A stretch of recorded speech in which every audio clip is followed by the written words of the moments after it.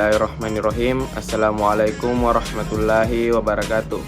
Perkenalkan, nama saya Muhammad Fadil Syamsyah, NPM 09111038032104, Prodi Ilmu Pemerintahan kelas E semester 4. Baik, di sini saya akan menjelaskan tentang karya monumental umat Islam dalam IPTEK. Baik, adapun pokok materi dalam pembahasan kali ini, yang pertama, zaman kejayaan Islam di bidang IPTEK. Yang kedua, sebab-sebab kemajuan teknologi dan sains di masa-masa kejayaan Islam. Yang ketiga, sebab-sebab kemunduran umat Islam dalam IPTEK. Dan yang keempat, upaya-upaya kebangkitan kembali umat Islam dalam IPTEK. Baik, adapun latar belakangnya, kebangkitan Islam merupakan sebuah fenomena kesejahteraan apabila kita melihat segala sesuatunya dengan sejarah. Kebangkitan Islam ditandai dengan menumbuhkan kembali semangat iman, menghilangkan stagnasi pemikiran dan fikih, serta gerakan dan jihad. Semangat kebangkitan ini mendorong rakyatnya untuk berpikir mengapa kejatuhan dan kehinaan menimpa umat Islam, sehingga umat ini hanya dipandang sebelah mata, bahkan mereka menutup mata akan umat ini. Baik, pembahasan yang pertama yaitu zaman kejayaan Islam di bidang IPTEK. Kaum muslimin yang pernah memiliki kejayaan di masa lalu, masih di mana Islam menjadi pusat peradaban modern.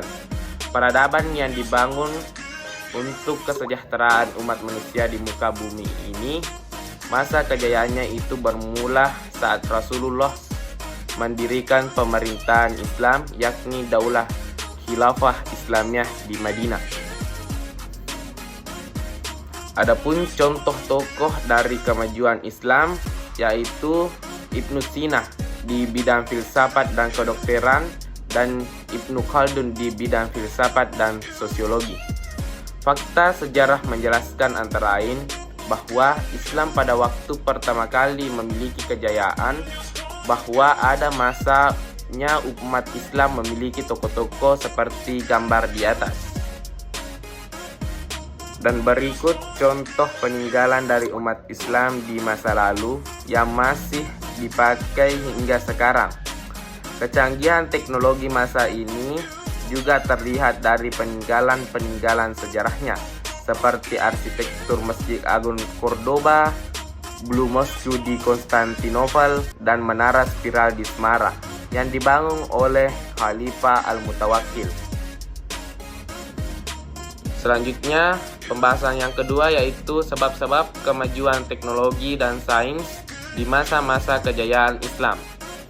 Secara umum, beberapa faktor yang telah mendorong kemajuan sains di dunia Islam saat itu, yakni kesungguhan dalam mengimani dan mempraktikkan ajaran Islam sehingga lahirlah individu-individu unggul. Yang kedua, motivasi agama. Yang ketiga, faktor sosial politik. Yang keempat, faktor ekonomi. Dan yang kelima, faktor dukungan dan perlindungan penguasa saat itu. Dan selanjutnya pembahasan ketiga yaitu sebab-sebab kemunduran umat Islam dalam IPTEK. Kesadaran orang barat akan arti penting penguasaan ilmu pengetahuan dan teknologi bagi peningkatan kesejahteraan rakyat. Orang barat yang ada pada umumnya beragama Nasrani ingin menunjukkan pula bahwa melalui agama Nasrani mereka pun dapat maju dalam bidang IPTEK sejajar dengan umat Islam. Rute atau benua Mesir dan Syriah jadi sepi yang mengakibatkan sumber pendapatan negeri Islam jadi berkurang banyak. Yang keempat, orang-orang barat sengaja menghancurkan observatorium Islam yang didirikan oleh Taqi al-Din di Konstantinopel pada tahun 1580. menjadi Islam kehilangan sumber pengetahuan dan pengamatan bintang dalam kurung astronomi yang sudah sangat maju pada masa itu. Yang kelima, akibat kolonialisme, stabilitas politik, dan kemakmuran ekonomi negara-negara Islam mulai menurun. Dan pembahasan yang terakhir yaitu upaya-upaya kebangkitan kembali umat Islam dalam iptek. Yang pertama, umat Islam memperlakukan satu sistem pendidikan Islam yang betul-betul bisa dijadikan rujukan dalam rangka mencetak manusia-manusia muslim yang berkualitas, bertakwa, beriman kepada Allah Subhanahu wa taala. Yang kedua, mencoba memasukkan ilmu-ilmu umum ke sekolah Islam atau madrasah. Yang ketiga, mengirimkan pelajar untuk mendalami ilmu pengetahuan dan teknologi dalam kurung iptek. Yang keempat, Islam untuk belajar secara terus-menerus sehingga timbulnya perbaharuan pendidikan Islam baik dalam bidang agama, sosial, dan pendidikan. Selanjutnya ada pun pola-pola pembaharuan pendidikan Islam. Yang pertama, pola pembaharuan pendidikan Islam yang berorientasi pada pola pemikiran modern di Eropa. Yang kedua, pada pembaharuan pendidikan Islam yang berorientasi dan bertujuan untuk pemurnian kembali ajaran-ajaran Islam. Yang ketiga, pola pembaharuan pendidikan Islam yang berorientasi pada kekayaan dan sumber budaya bangsa masing-masing dan yang bersifat nasionalisme.